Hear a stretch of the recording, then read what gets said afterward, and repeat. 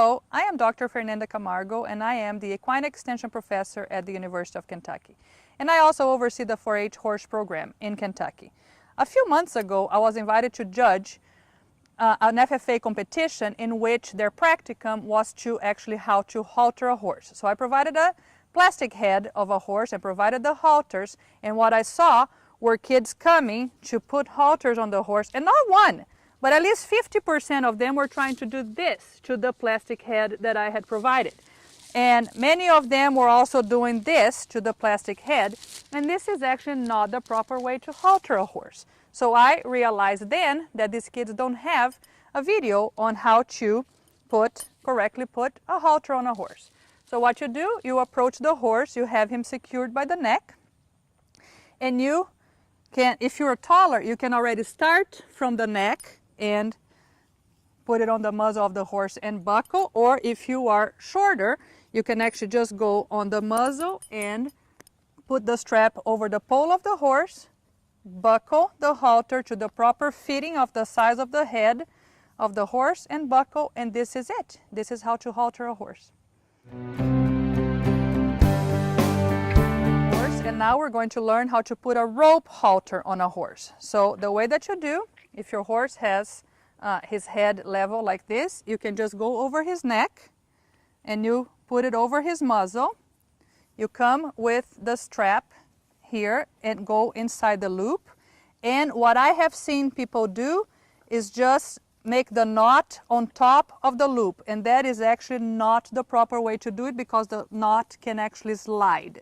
What you have to do is include the loop into your knot so your rope halter is tied and it doesn't slide.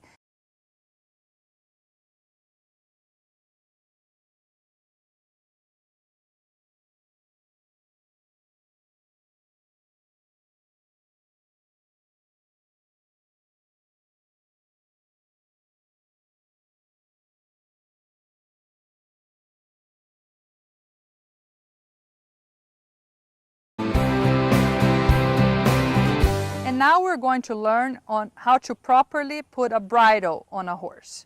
So a lot of people put the bridle in a way that I consider wrong. So what you do, you're going to put the reins over the neck of the horse.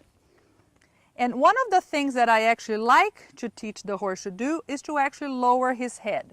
So if your horse has been properly trained and is going to respond to pressure, you should apply pressure to his pole and he should actually lower his head.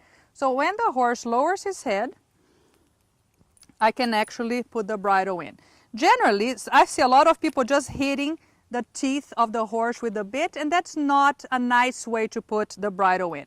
What I like to do is to actually put my thumb inside the mouth of the horse, and slowly he's going to open his mouth and I can then slide the bit in the horse. And then because I put pressure on his pole, he has lowered his head, and he's not fighting, and then I can quietly and gently mess with his ears and fit the bridle in a proper way. So now that we put on the bridle on the horse, we're going to remove it. So to remove it, you just undo the fastening, and then you slowly remove it from the mouth, and you wait for the horse to actually spit it out instead of fighting with the horse, and that can also hurt his teeth as well. So just be kind and nice to your horse. And this is how we put a bridle on, a rope halter on, a leather halter on, and how we actually also remove the bridle from the horse.